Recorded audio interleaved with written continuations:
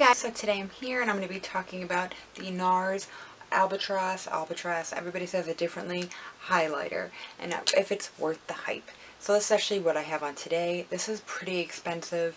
I don't know, it's just one of those things that I always wanted to try. It was like a cult item for the longest time on YouTube. This was like one of the things. Here's what it looks like on the inside. You do get a mirror, you get a decent amount of product. I don't remember the exact price of this.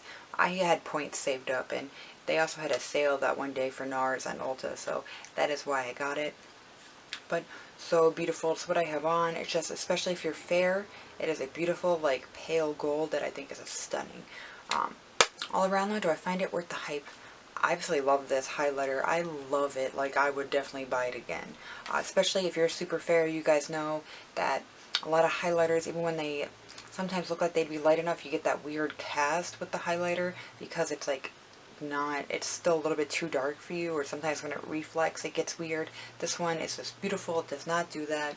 Highly recommend, especially if you're like pale or, you know, fair like me. You'll really love this. But all around, I find it worth the hype. I love it. I think it's beautiful.